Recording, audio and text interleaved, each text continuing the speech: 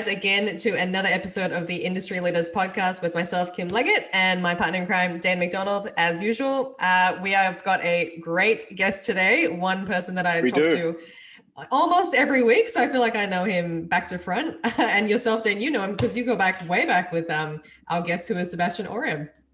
Yeah, look, I mean, Seb and I, we go back to about 2009, 2010, so going on 11, 12 years now.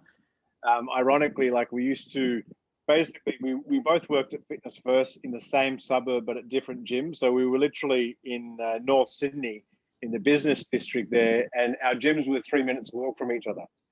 And so like, I was one of the top trainers in my one, and he was one of the top in his. So initially, you know, we had a bit of a rivalry. So I'm sure we'll bring it up when we talk about it. But now look, we go way back. I've got a lot of respect for Sebastian.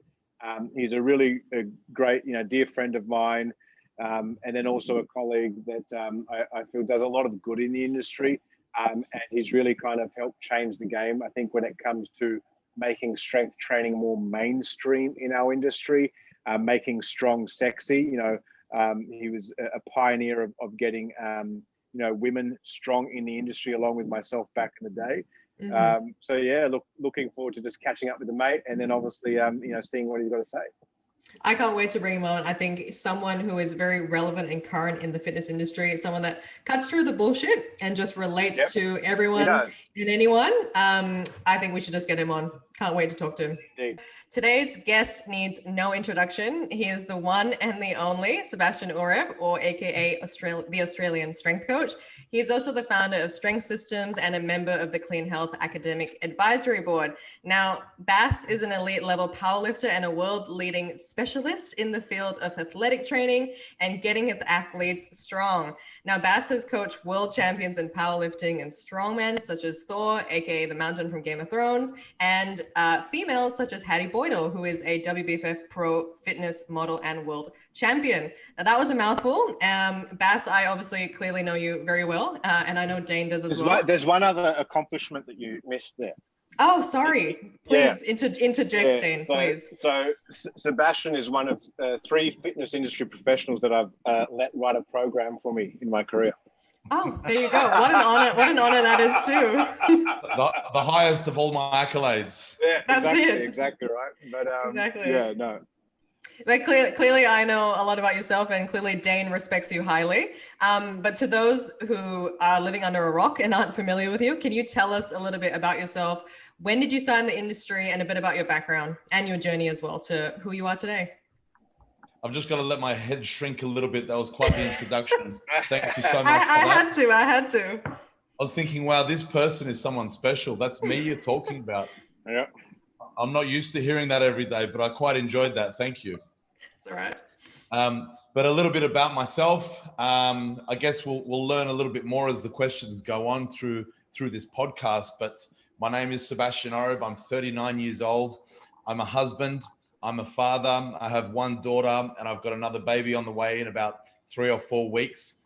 I'm a gym owner with my wife and her sister. I'm actually sitting in my gym space now. This is called Base Gym.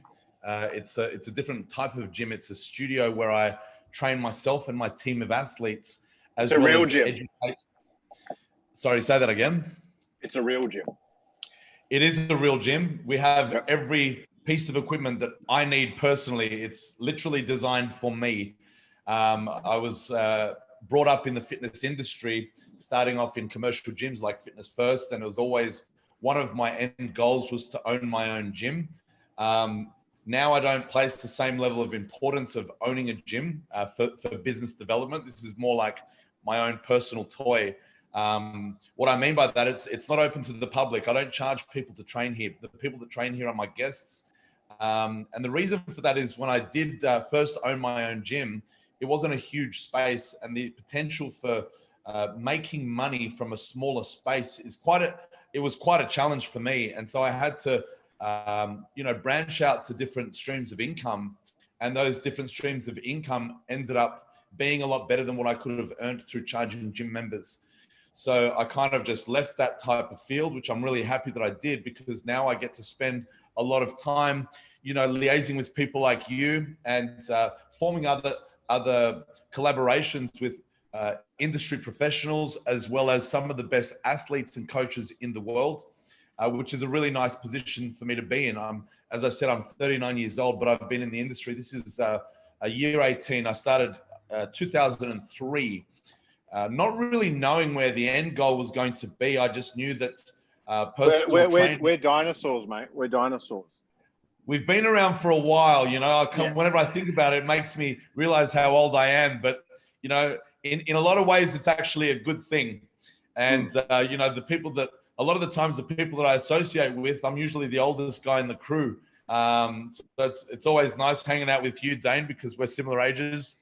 We are. And look, I beat you by 1 year. I was 2002, but coming back to those days, because I think a lot of people, like, you know, especially in the era of social media, like, you've been very fortunate. You know, there's a lot of people from our era that kind of didn't get onto social media, so to speak, and really kind of push it as you did. Like, pre-social media, like, you know, for a lot of those listeners out there, you know, for example, they might, you know, they know you, they obviously know Clean Health and have come to this podcast. Like, for example, they don't know that we used to pretty much work together in gyms that were 3 minutes walk from one another at North Sydney Fitness First back in the day. We used to put our little shorts on. We used to have squat competitions, etc. Like, talk to us a little bit about kind of how did you go, you know, from being a general population trainer training at North Sydney Walker Street Fitness First with its lovely blue bumper plates, to getting into SNC, and then from there, obviously expanding out and growing this international brand and reputation. Because, like, that's the dream. A lot of people in our industry, that's the dream. There's 100%. X amount of trainers right now listening to this show that are working at Fitness First, or they're working at Good Life, or they're working at Pure Fitness, or they're working at Virgin, wherever they are in the world. They're in a similar position to what you were in or to what I was in. So talk to us a little bit about kind of that part of your career. It's a lot of being in the right place at the right time with the right products. Had you asked me when I started if I thought I would be here later on in my career, there's no way in a million years that I would have predicted this. But I knew that I was passionate. You and I had so many competitions. You know, you talk about our short shorts that we used to walk around in. You know, you and I were kind of the first ones around the area that could squat 200 kilograms. And at that time, we thought that they were big numbers. They were big numbers 10, 11, 12 years ago, right? It was the most in the gym, and we thought we were king shit. We really did. And it was a good and a bad thing. It gave us this sense of confidence that allowed us to, I don't know, hold ourselves in a way that was actually beneficial with business development. But actually, when you go into the real world and you realize what a 200 kilogram squat is in the strength and conditioning world, you know, you're really scratching the surface. You're barely scratching the surface, I should say.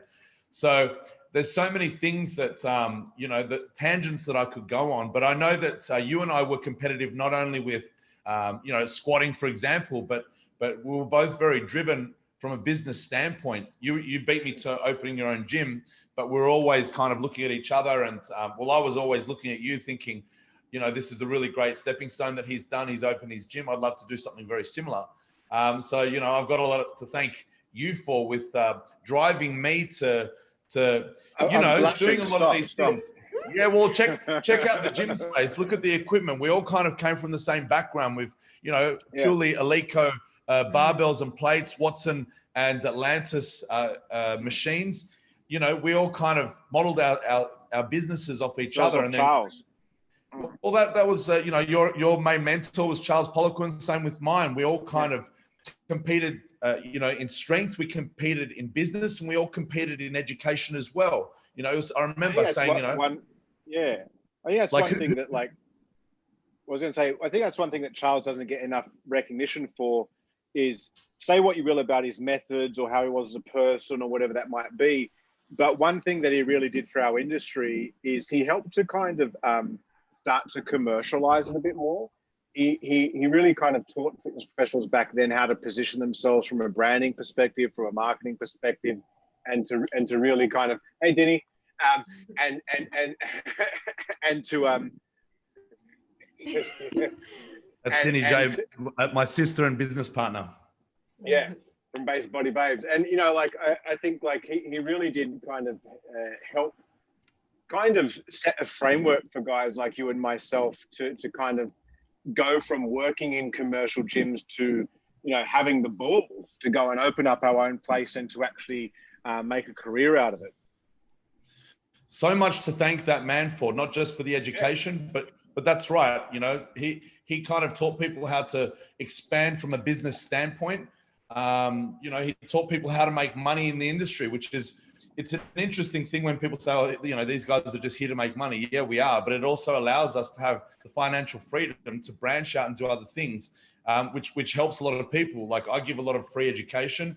I sponsor a lot of the highest level athletes in the world. And I wouldn't be able to do that if I didn't have the business model to support that. You know, a question that I receive a lot is, how do you get into coaching professional athletes? And my answer is always, are you sure you're ready to do that? Because there's not necessarily a lot of money down that path. It's really not how I made my first bit of money that allowed me to have the financial freedom to be able to make those decisions. But I'm sure we'll touch on that a little bit later on. But yeah, there's, as I said, there's so many tangents that we can go down. But starting off in the industry, in a commercial gym, I was probably training general population. So from 2003, I'd say I started training my first professional athlete 10 years ago. So that was about 8 years into my career. It was a sponsorship. It was part of my college diploma as a strength and conditioning course. I had to create, you know, as a case study on training professional athletes. And I was an MMA. I was training in MMA. I was training in jiu-jitsu and kickboxing. So I had access to a lot of professional fighters. So instead of just making up a program case study, I approached one of my professional athlete friends and asked him if I could coach him for his next fight. So that was 10 years ago, which was 8 years into my career. From there, all it was a school project.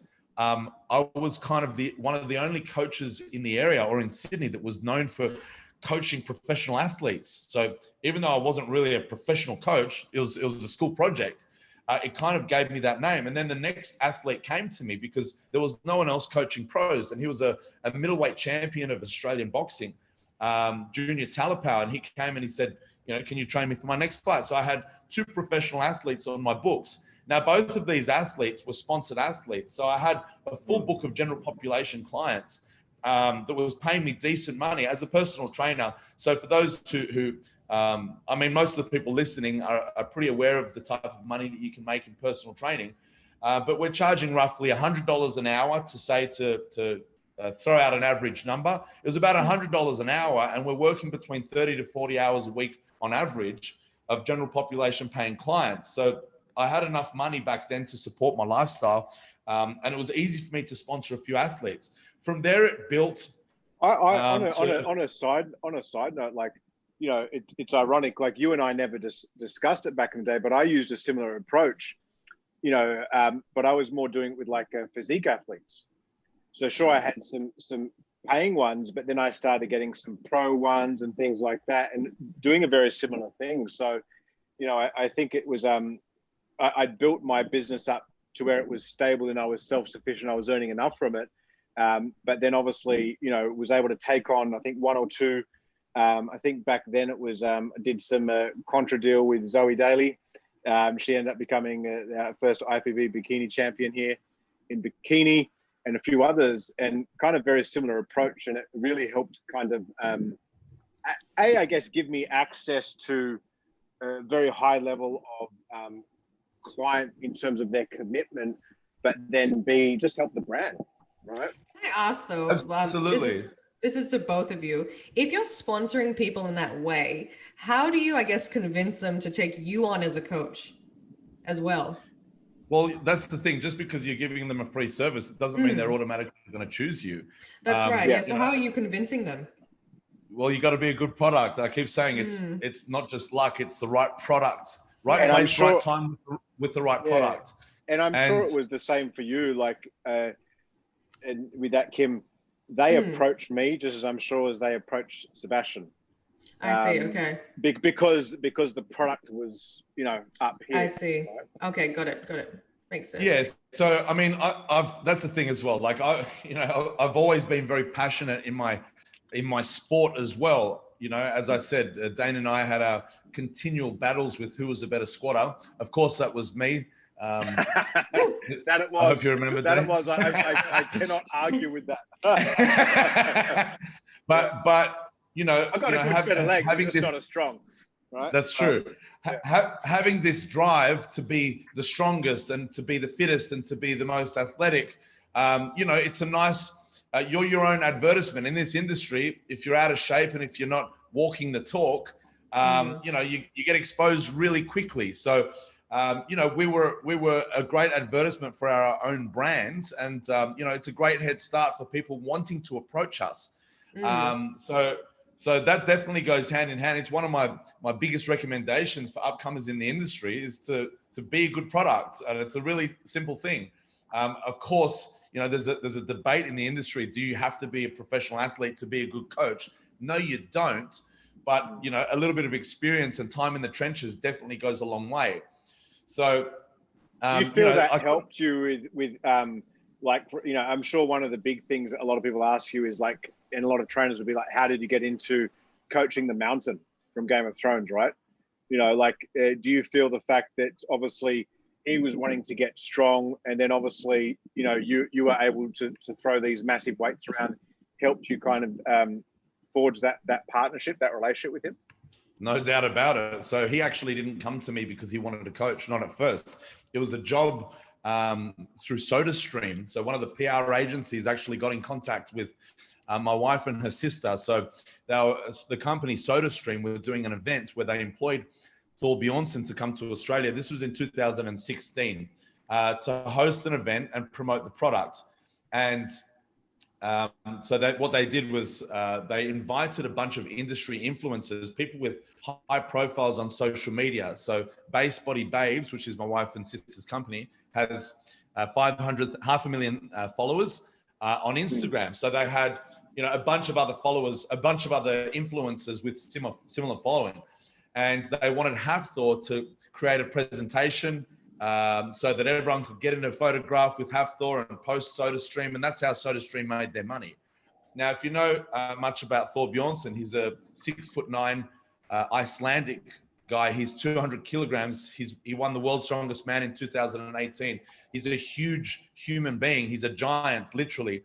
But he doesn't speak English as his first language. It's improved a lot over the years. But in 2016, he wasn't really competent in delivering a presentation to a bunch of Australians. So that's where I came along. So there was a few recommendations that went to the PR agency that I was able to host a good event with Hafthor. So when Hafthor came to my gym in 2016, I was able to, the first thing that happened when he walked into my door was I walked him around the gym just to get him comfortable. And I knew what would happen. I knew that he'd be familiar with the equipment that I owned. And I knew that it would make him a little bit more at ease that he was dealing with someone who knew what they were talking about when we were going to deliver the presentation. So he saw the equipment. And then when we gave the presentation, one of the questions we were teaching the basic barbell movements. And then when we came to bench press, you know, my job was to showcase Hafthor as this amazing human being, which was a really easy thing to do when you look at the size of him. But I asked Hafthor in front of the stage, I said, what's your best bench press? And he said, 230 kilograms. So I walked around the class. I said, okay, guys, that's, you know, 5 of these blue plates aside, plus a little bit on the side. Hands up, who can do that? And my wife put her hand up and she said, you can. And I thought, I can, but that wasn't the point of this. Like, I didn't even know how much Hafthor can bench press. Just to put a disclaimer out there, he's a strong man, and strong men don't perform that exercise. So if he put a little bit more time into training it, like I'm not trying to say that I'm stronger than him in any way. Trust me, I'm not. But for the bench press, I think that's a good kind of, you know, delineation there, because obviously, you know, as a powerlifter, the bench press is one of your key lifts, right? So you practice that repeatedly. Strongmen don't, you know. Exactly. They're doing lots of overhead stuff. At least traditional strongman training doesn't. Exactly. So the traditional way of strongman was very different to, like, he didn't perform a bench press. So, but either way, strongmen want to be strong everywhere. And, you know, they still ask the question, how much do you bench? So they still perform these exercises. And he wants to have a good bench press. And when my wife said that, I saw him in my peripheral vision. He turned his head and he was kind of gave me the once over. He was looking me up and down. Anyway, so we, as we're doing the demonstrations, he put his hand up in the class and he said, "Sebastian, do you mind if I try this technique?" And I thought, okay, this wasn't the way that the presentation was meant to go. We're meant to be the presenters, but definitely, let's go, jump on. First time he tried this technique that I was teaching, he bench pressed 240 kilograms. So immediately he saw that I knew what I was talking about. So, that same day, we took them out for dinner. The next day we came and we had a training session and he asked me to be his coach. Wow. So, this was like, he wasn't coming into Australia looking for a coach. And I definitely, all I wanted to do was be in his presence. I wanted to be part of that class and present with him. As a great experience to hang out with Hafthor Bjornsson. But to have him ask me to coach him was, beyond my wildest dreams. It was kind of like the highest accolade that I thought you could show. I mean, I think what one take home from that a lot of trainers out there that when I've got my trainer hat on is like, you practicing what you preached as a strength athlete whilst also being a strength coach. That basically got you that client. Because if you had not been, if you had not been. And I know your bench press technique and how you, and that was not something that you learn in a textbook. It's something that you just learned through doing lift. I hadn't learned that technique until you showed it to me. You know what I mean? And you showed it to me because you kept maxing out your bench press, trying to take it to the next level. So I think, to trainers out there, it's like, I mean, that's proof of concept right there. Yeah, so this was the whole idea of me playing the sports as fanatical as I am. I actually, when I first started training professional athletes, as I said, they were professional fighters, but I knew that I was never able to make it as a fighting coach. So my ability as a fighter, I needed to stop and think about something that could help me stand out as a strength coach. And so I took up powerlifting that year because I wanted to be able to walk the talk. So that year, so that was 10 years ago, my first powerlifting competition was just about me wanting to hold my own as an amazing strength coach. I was able to squat. This is my numbers in my first comp. It was 230 kilogram squat, 150 kilogram bench press, and a 250 kilogram deadlift. So 930 kilogram total. 630 kilogram total in the 93 class. Since then, I've put 300 kilograms on my total. I've improved a lot. If you've been following me, if anyone's been following me, they'll know that my numbers are a lot higher than that. But I got into powerlifting just so that I could hold my own as a great strength coach. Not because I envisaged myself as becoming an amazing powerlifter or anything like that. I just wanted to be better in my career. Actually, this was the same time that my first daughter was born. So that kind of prompted me to really want to step up. I never saw personal training as a long-term career for me. But then when I had my child, I knew that it was paying me decent money. But then when I had my child, I knew I needed to really buckle down. So I quit all of my martial arts training because I was never good enough to just be good enough. And I took up powerlifting and I just buckled down and I just wanted to be the best coach that I could be. So that's when I spent a lot of time, effort, and money into educating myself and just working towards having a great career as a strength coach. Yeah. And Bastien, you kind of talked about how you, I guess, concentrated your earnings in Gen Pop clients and then kind of peppered that with training athletes. What is the key difference do you find between training a world-class athlete and a Gen Pop client? Or do you train the Gen Pop client like an athlete? Yeah, my goal is, no matter who's in front of me, my goal is to help them reach their potential. Now, reaching their potential, there's a lot of factors that come into play. And one of them is time constraints. So general population have a lot of other things that occupy their time, such as work, family. And so therefore, they're just not able to allocate the same amount of time into their training that a professional athlete would. So therefore, if a Gen Pop comes to me, and typically a Gen Pop might have 2 or 3 hours a week that they can allocate to their training. There's only, the potential for their strength development is only so high. Whereas a professional athlete, they're allocating majority of their time into their training. So I'm able to work with them for longer and achieve a greater result. So the methods in my training don't actually change, but the rate of progression due to lifestyle factors is very different. So a lot of the times I see, oh, you know, this technique that I'm using, a lot of people look at it and they're intimidated by the techniques and they say, well, this is for athletes at the highest level. I'm general population, so therefore these techniques don't apply to me. Well, that's couldn't be further from the truth, actually. If a general population came to me and allocated the same amount of time and energy and effort into their session as a professional athlete would, I would train them identically. But in most instances, you know, they're not paid to become, you know, to be training in the gym.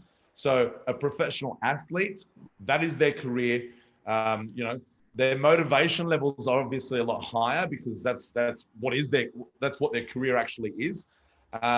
So an additional key difference between general population and high-level athletes is high-level athletes need to be reminded more to actually hold back. So let's use Hafthor Bjornsson as an example. He's so strong, he's so motivated. When I met him, he was actually number 2 in the world. So he was already an amazing athlete. So I'm not responsible for making him this freak. I met him, he was a freak. But actually his motivation, levels of motivation was so high, he allocated 100% of his time and energy and focus into being the best. So it was a lot easier for me to just simply work with him. But that was definitely something that held him back because he had so much time, energy, and drive to be the best. Things like overtraining came into play. And I need to be a little bit more intelligent with my approach to prescribing rest and recovery for guys like that. Whereas my general population, these guys, I don't have to allocate rest. These guys, life allocates it for them. You know, they might have, you know, school holidays with their children. So there's a week off personal training, or they might just want to take a week off for no reason in particular. So therefore I don't usually factor in deloads and rest periods for my general population, mainly because it's not needed. But to answer the question again, the way that I train my gen pop to the professional athletes is exactly the same. It just depends on how hard they want to work. And when you're like on the subject of like athletes, obviously there's lots of different sports, you know, whether it's basketball, MMA, rugby, boxing. I know you've trained athletes in a lot of different sports over the years. What are your thoughts on, like, you know, people talk about the concept of specificity, you know, sport specific training, right? You know, oh, for this sport, you should train one way, or for this sport, you should train another way. What is your philosophy in regards to that? And how do you approach working with, you know, athletes from different sports? I love this question because you know, had you asked me this question 10 years ago, I would have given you the dumbest response. But my job, I've learned, is so simple now because my job is a strength coach. The role of the strength coach is to strengthen the body and keep it free from injury so that it's moving well, the health is high, the ability is high, so that when they come to the pretty simple, isn't it? It's like if you're a strength coach, just follow, you know, the first word of your title, get them strong, and you know they'll be better than they were before seeing you.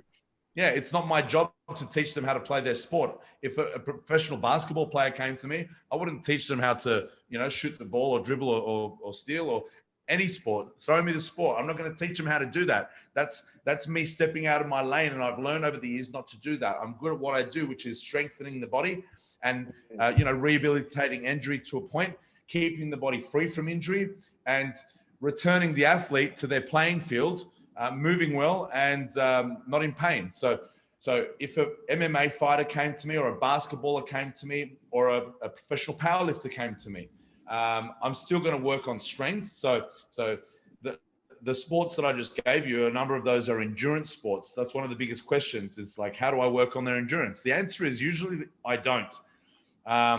A lot of the sports, like MMA fighters, are probably the most common other athletes besides strength sport athletes that I coach.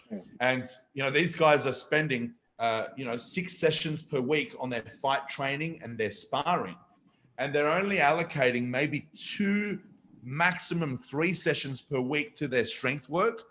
So I'm not going to spend more time on developing attributes that they're already developing in their sport. So endurance is part of, you know, fighting or hitting pads or sparring.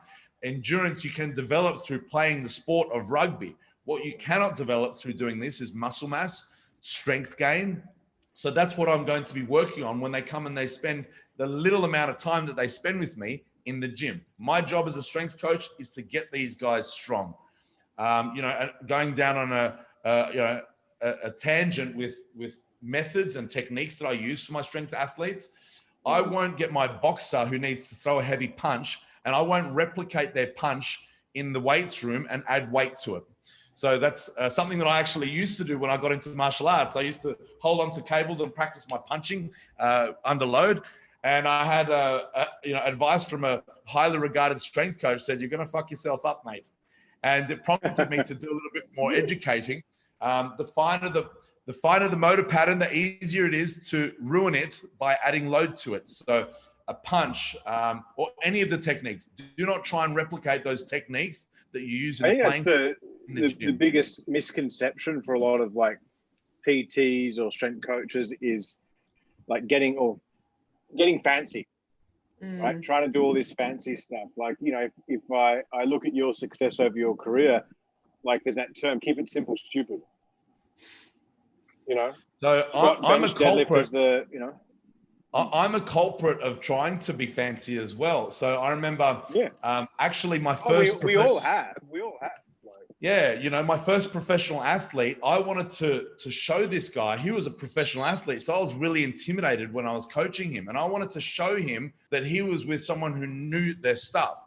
So I remember the first exercises that I included in his programming were snatches.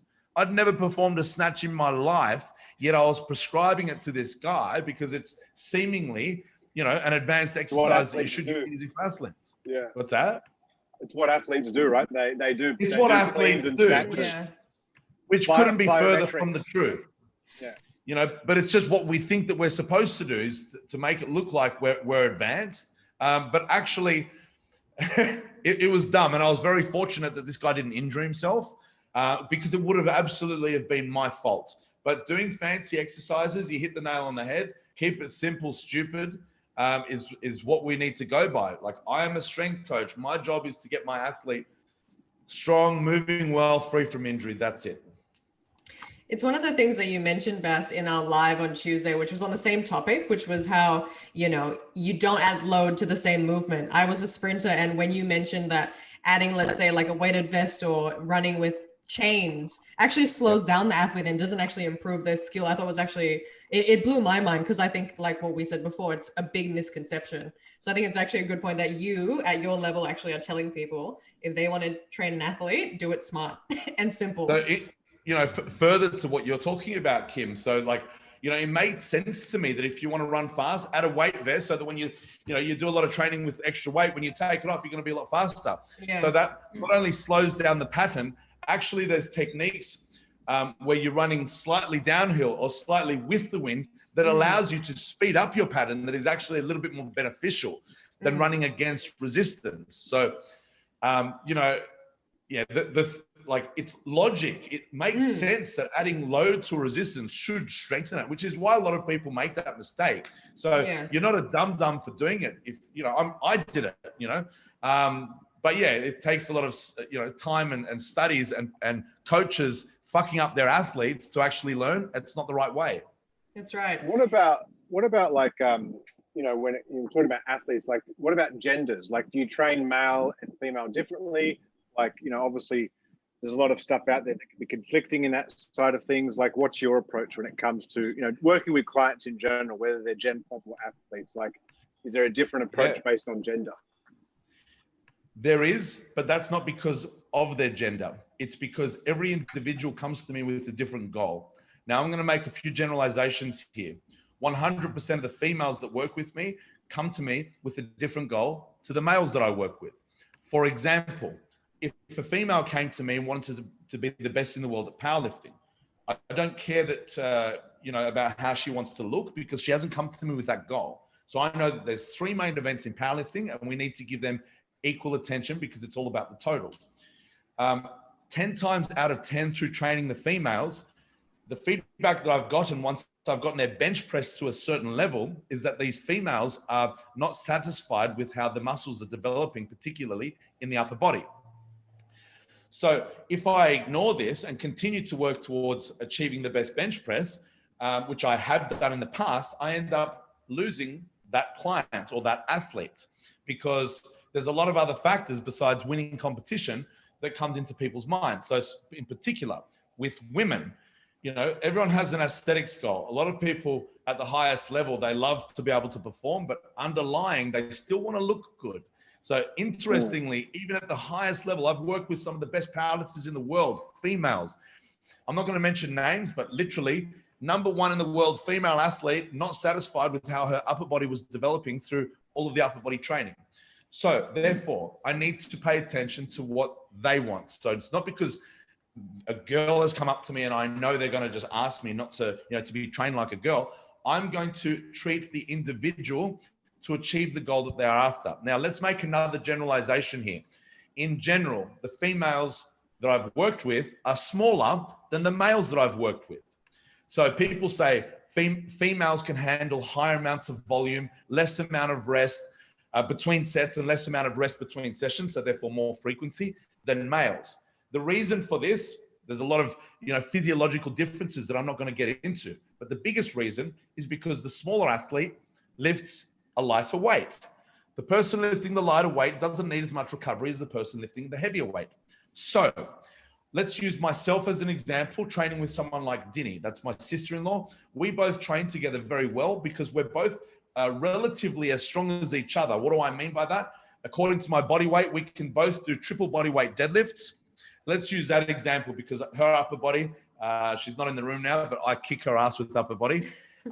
So we don't really train our upper bodies together. But when we train the deadlift together, if we're both, like I'm a 100-kilo athlete lifting a 300-kilo deadlift, she's a 50-kilo athlete lifting a 150-kilo deadlift.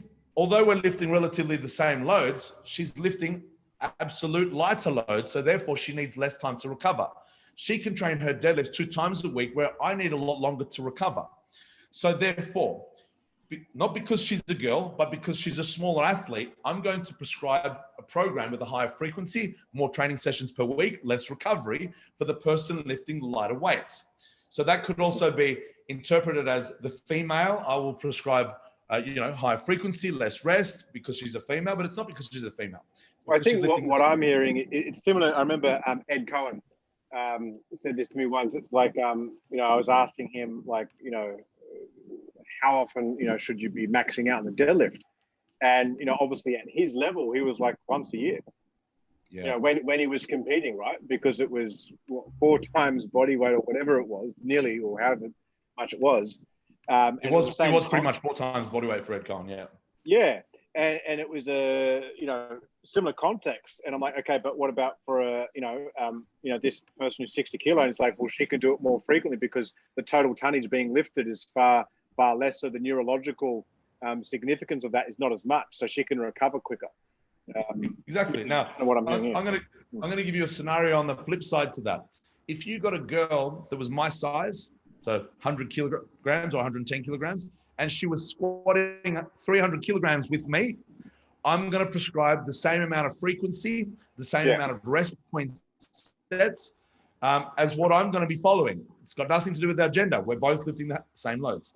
So yes, typically, if you got my female programs and compared to my male programs, that's going to be the differences. Females have much higher volume, much less rest than the males, but that's why. Really just comes down to load lifted.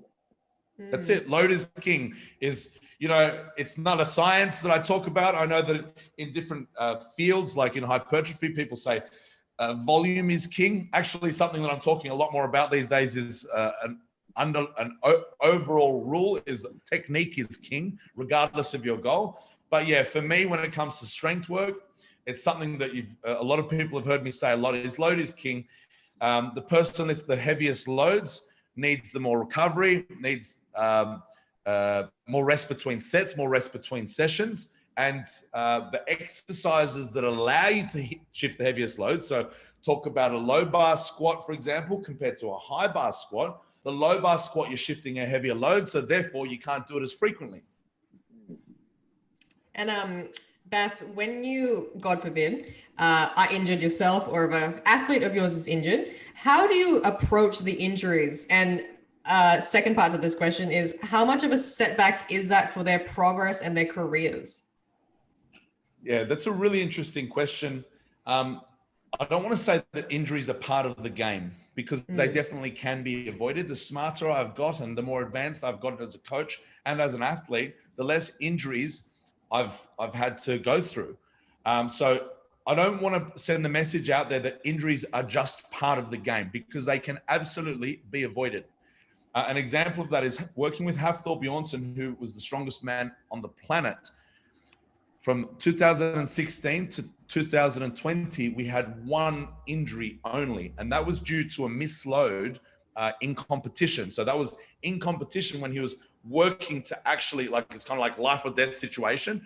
But in training, we had absolutely zero injuries, and that was the most successful athlete that I've ever worked with.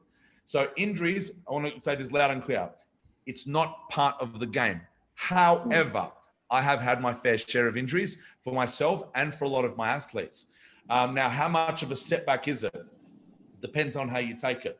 A lot of the times an athlete comes to me with an injury, I consider it an opportunity to work on another attribute. So for, someone has a shoulder pain and they can't bench press, or for example, it's time to work on the squats and deadlift. There's always something that can be trained. So 10 times out of 10. I think on that, even like, it's not even just with athletes, but with general population clients. Like sometimes, people look at injuries as this doom and gloom. I mean, I ruptured my bicep tendon 6 months ago. And so my upper body, like it's at about 90% of where it was. And I've been very gradual with it. But literally a few days after getting surgery, I was in the gym training legs whilst I had the cast on, right? So, now my legs are stronger and bigger than they were 6 months ago because I've used that as a period just to kind of work on another part of my body. So I think sometimes it can be a blessing. It's all just kind of how you look at it.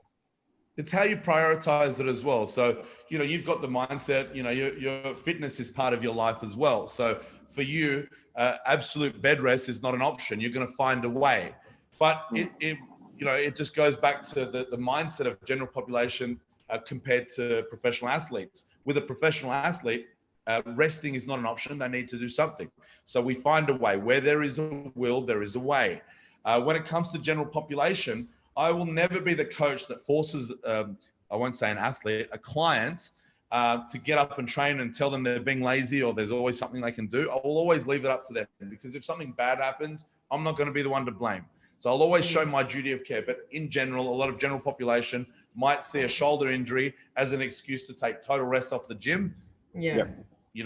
That's the difference between Gen Pop and someone whose life depends on them training. An injury, there's actually a book that I'm reading. Where are they? I ordered a few books through COVID. So I've got this one here. It's called The Gift of Injury from Professor Stuart McGill.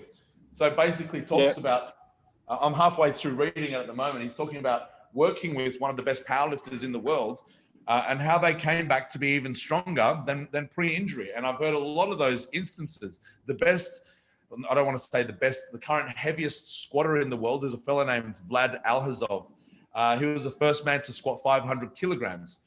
A decade ago, he had a full knee reconstruction. He's a West Side barbell athlete.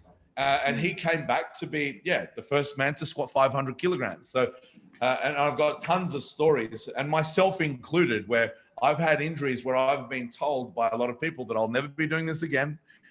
Anyway, I keep coming back, and I'm stronger than ever. So injuries, back to that. Injuries, I don't want to say, let's just neglect them altogether and keep going because, go hard or go home, no pain, no gain. That's not what I'm saying here. Number one rule that I have with my training is if something hurts, we stop immediately. We don't train through pain, we train around it. So 10 times out of 10, we are able to find a way to work around the injury and to keep on doing something. So for my professional level athletes, injuries have never stopped us from doing anything. It's just made us change our game plan, but we've always moved forward.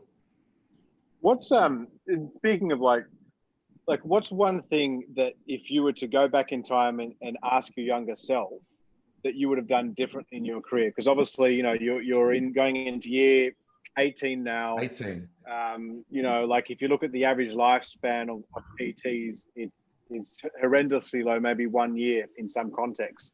You've obviously, surpassed that, 18 times over. What's one thing that you would have done differently in your career for like those younger PTs out there right now that are kind of, struggling to kind of define their niche or to grow their business? Like what's one mistake at the time that you're grateful for at this point in your life? I'm not sure if I'm grateful for it, but one mistake that I made was coming into the industry thinking that I knew everything, actually. I thought like we had a very low ceiling. You were pretty much my main competition when it came to strength at Fitness First back in the day. And same with education. No one really was striving to be smarter or better or anything like that. It was just, no one had any aspirations to do anything great in the industry. It was just a job where we were charging our hourly rate, and the main goal was to get as many hours as possible to therefore make as much money as possible. We weren't really thinking outside of the square at that point.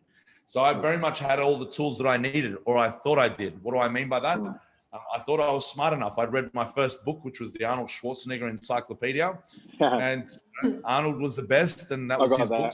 So therefore, I knew everything. That stopped me from learning. Actually, that was the first few years of my career. Actually, until it was ego. My ego was huge. I mean, sometimes my ego, like, I'm not going to say that my ego can be a gift, but a lot of time it's actually the destroyer of men in particular. I've been guilty myself. Like, so the ego was able to come back and force me to make myself better. My ego wanted to be the best, so I will thank it for that. But at the time, I absolutely thought I knew it all. And so it took me many years before I started actually outsourcing personal trainers and educators and spending money on developing myself. So that's probably one of the biggest mistakes that I made, that I would have definitely fast forwarded my career a lot. I just thought I knew everything. Sorry? Yeah. Well, it sounds like, just being more open to learning from other sources. Absolutely. I wish I was more open. I wish I realized back then. I wish I had someone to tell me, you don't know shit, pal. Well, I was exactly the same. Like, because I'd kind of done these diplomas, done a degree, done all this, and kind of when I went from kind of working locally to going into commercial gyms, especially in Fitness First, I was just like, what do I need to learn? It wasn't until I really, and I think back then as well, it was harder because you didn't have social media. So like the experts in the industry, you would Google them on, say, T-Nation or things like that, but they were overseas, right? They weren't local. They weren't in Australia. Actually, it wasn't, you couldn't see them on Instagram or things like that. So like everyone thought they were king shit in their own gym, pretty much. So that's exactly right. It was social media that exposed all of us to what was out there. So I remember when you and I were chipping away for this 200 kilo squat to be the first person to achieve that. That was the decider for me to tell me that I was strong enough to enter a powerlifting competition. So after that, when I entered my first competition, I soon learned that the Australian record in my weight class was actually around 260 kilograms. So that was, time for me it was a hard pill to swallow. But actually I took it in the right way, which was actually to get better. Some people can be discouraged by news like that and say, you know what, I'm so far behind, I'm just going to give up altogether. But actually it was the introduction of social media and actually learning what was out there. So that's another piece of advice that I have for people when they're talking about how strong do you think that I can get? And that's one reason why I do love powerlifting, is you can very easily access the country's records. So in Australia, we have access to all of the Australian powerlifting records. But then if you want to get, a little bit more disheartened, go then further and check out the world records so that you can realize how far away from human potential you actually are. For me, that was a really good piece of news, because I haven't stopped working towards the world records that I know exist in my weight class. And I'm not near them yet, but I'm a lot closer to them now. Triggered a question that I think would be really useful in that, and I agree with you what you said about powerlifting. I think powerlifting, like even if you're a young fitness professional or kind of struggling with goals and things like that, like powerlifting, because it's you and the bar, it's you and the weight. You know what I mean? As much as you're competing against other people, it's like, can I bench press 100 kilos or not? Can I bench press 200 kilos or not? On that point, like, you know, we spoke earlier on about practicing what you preach and kind of setting some parameters. Like if you're looking at a standard trainer, they've been working for a few years in the industry, they've been dabbling in hypertrophy, fat loss, like when it comes to strength, like what would be some good, you know, relative strength goals for them in terms of, you know, what would you be telling an average trainer that they should be able to bench press their body weight, deadlift their body weight, and squat? Not an athlete, but a trainer. Where do you think a good sticking point or a good starting point is, you know, for fitness professionals out there? Yeah, so the first thing that comes to my mind is a double body weight squat. Everyone can achieve that, even if you're a chick. So I've worked with a lot of people and set that for everyone that works with me. That's always my first goal. If you can't achieve, well, the first goal is if you can't achieve a double body weight deadlift, get that. And I think that's probably the easiest one. And then the moment that you get that, you need to be able to work forward. After that, one that's a little bit more challenging is the double body weight squat.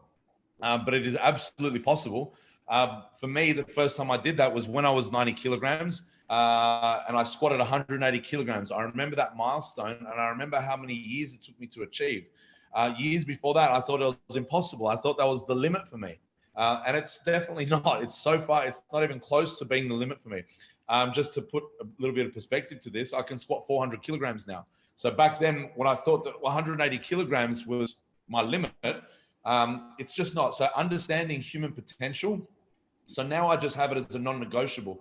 When people were training at my gym, I'd just set these numbers and it's kind of like, hurry the fuck up and get it.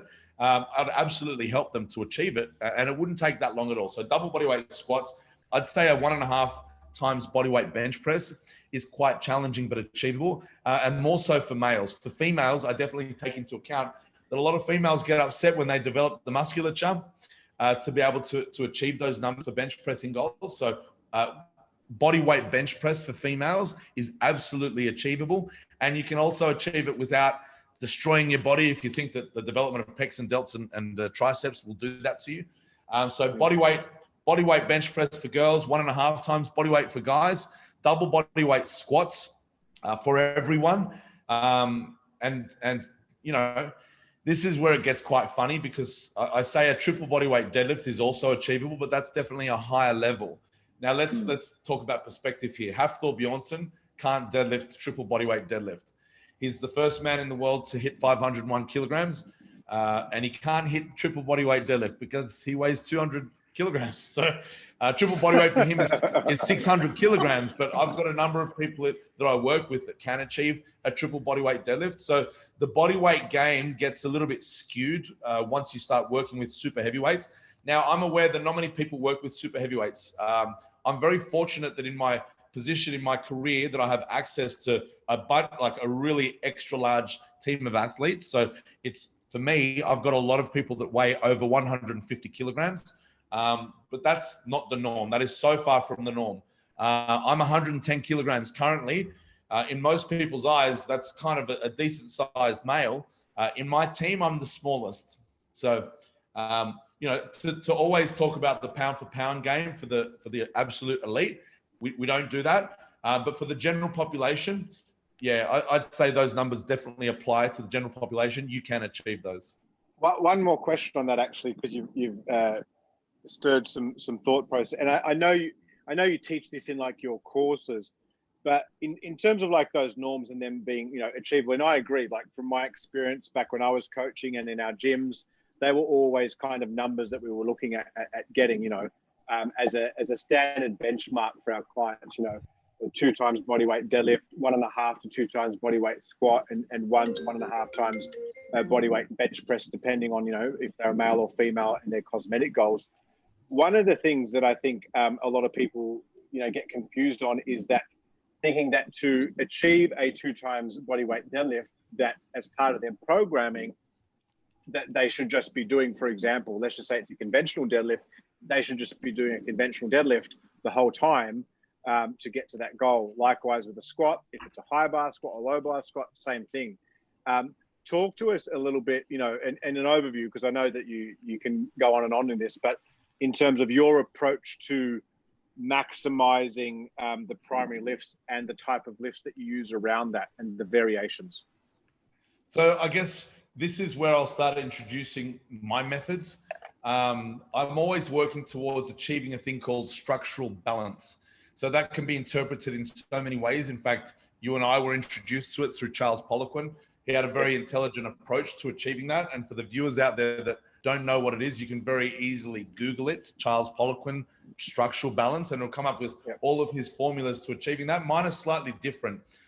He's got a whole bunch of, percentages. So if your bench press is 100 kilograms, you should be able to, and he's got a whole list of different exercises. It was incline press 91%. And yeah, I remember all that.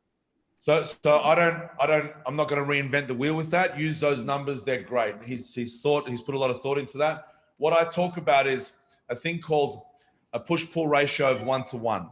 So that's to start off with the upper body. So that's just to illustrate this picture for you a little bit easier. So every time I perform a bench press, let's just say I perform 5 sets of a bench press, you better believe that in my program somewhere that I'm going to be prescribing 5 sets of rows or pull-ups or pull-downs. Now, let's go a little bit further into that. The bench press is a horizontal push plane. We've also got the vertical push plane. So we can go, if I do, 5 sets of vertical push, I'm going to do 5 sets of horizontal push. Therefore, I should do 5 sets of, the opposing plane, which is, vertical pull and horizontal pull. So I don't want to go too deep on a tangent with this one, but you kind of get the gist of it. So whenever I prescribe an exercise, it's not just like you perform this one exercise and that's how we get better at it. Every time I prescribe a bench press, I'm going to be prescribing 3 other exercises with that. Every time I perform a squat, it's going to be something very similar. It's a slightly different formula. We've got knee dominant squat variations versus hip dominant squat variations. So every time we add one piece of the puzzle, there's going to be a whole bunch of other pieces that we need to add to that puzzle to make it complete. This is to make it complete equals achieving structural balance. So yes, if you want to get a good squat, you need to squat a lot. But then every time I prescribe 5 sets of squats, there's going to be 5 other exercises that I'm going to include with that to make sure that you have a balanced physique. So I guess that's a very simplistic overview of how I would prescribe my programs. But, on social media, on Instagram, you might see me post my big lifts, which is a squat, a bench press, and a deadlift. The only reason I do that is because my lat pull downs on my 1-arm rows don't get as many likes, not as entertaining, because they're not the competition lifts. But there's a lot more to the puzzle. And people don't realize that well, what are you benching? What's your biggest bench now? I'm assuming it's bigger than 230. It's 250 kilograms. That's my heaviest. That's current. So which is pretty heavy. Yeah, well, I mean, but hey, people don't. A lot of people will see the 250 bench press, but they don't see that. You got that number up through doing military press, or through doing accessory incline dumbbell presses, or through doing different rowing movements. They just see the bench, and not the accessories that go around to help build the body up to be able to do that. So there's the full picture. Every time, if I've done 5 sets of bench press, I've also done 5 sets of overhead press. I've also done 5 sets of pull downs, and I've also done 5 horizontal rows. So it's like there's so much to the entire picture that people just don't see. But intelligent programming comes into play absolutely. Yeah. Well, Bas, you are a wealth of knowledge. We could go on and on talking to you about all things strength, about programming, about your background and how you got all your achievements. We've reminisced a lot, but looking at the future, what does 2021 hold for you when it comes to yourself, your brand, your business, and what are you working on? 2021 has what are we? We're 21 days into this year so far, and I feel like it's already been months. Like we've done so much work. I've worked on a lot of collaborations with some of my amazing athletes and training partners. So that's something that I'll always do through the year. We're creating ebooks and new programs with a few of my great athletes. But the biggest thing that I can say that I'm working towards in 2021 is creation of software for program design. So it's basically, I've spent the last probably decade on educating personal trainers and strength training enthusiasts. For those who know that have come to Clean Health, you'll also know that I've collaborated with Dane last year to create my very first online strength education module. That's strength Which, even though I might be perceived as biased, it is actually really amazing stuff. I think, for us, I think the way that you've structured, mate, and as the level 1, level 2, it really kind of, even if someone is experienced or new to the industry, it gives them everything that they need to a certain extent to really be able to go out there and get themselves and their athletes and their clients strong and healthy, and also being injury free. Yeah, that's the thing. I don't want to toot my own horn as well. I'm very reluctant to do that, but you know what? At some point we need to. We've had a lot of amazing feedback so far, and it's information that I wish was available when I was up and coming. And we've had thousands of students pick it up, so it's obviously doing something right. So the next step in my career is to work towards helping people make their businesses better. So that's the tool that we're creating. So obviously you make your business better by becoming a better product, becoming a better athlete, and becoming a more knowledgeable coach. But now the creation of the software is what I'm mostly excited about for this year. That's going to be released in March. And that's going to give personal trainers the ability to create personalized programs for all of their clients, regardless of their goals, whether it's fat loss, hypertrophy, strength development, regardless of your level, whether you're a beginner, all the way to literally the best in the world. So that's what this program design software is going to be. And you said 2021, so literally that's going to be the first quarter of the year. But definitely I'm going to be spending the entire year on developing it and spreading the word for that, because I think it's going to be a very valuable product for the industry.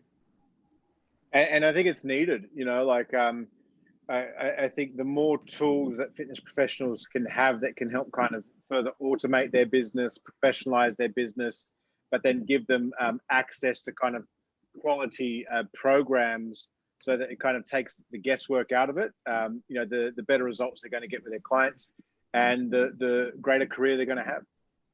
There's no doubt about it. We can talk about being great athletes and great coaches and I'm the best. But at the end of the day, the better you want to be, you need to have the money to fund it.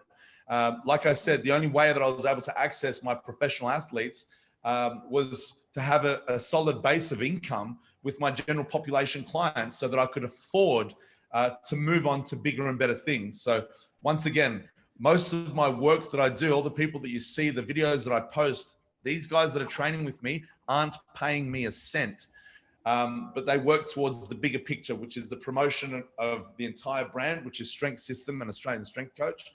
And the only way that you can do that is if you have a business that's funding it all, which is once again, that's what the goal is. It's not just about being a smarter coach or a stronger athlete. Everyone wants to strive towards having a better business in the strength and conditioning world, the personal training world, the fitness industry. When I first started in the industry, I was told that there's no money in this industry. Once again, that couldn't be further from the truth. I avoided coming into this industry because I took that advice. Had I not taken that advice, I would have started in the industry a couple of years before that. But I tried my luck elsewhere, which was a big mistake. And yeah, I'm glad that I ended up in the industry, and now I'm helping other up and coming personal trainers and strength coaches realize that there is definitely a place to succeed in this industry.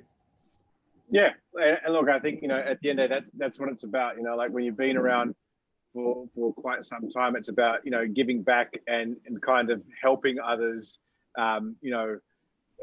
Take the value from what you've gone through, all of the trial and error, the mistakes, the learnings, everything that you've gone through over your career, and take that and transplant that into what they're doing going forward. So I think it's great, mate. Awesome.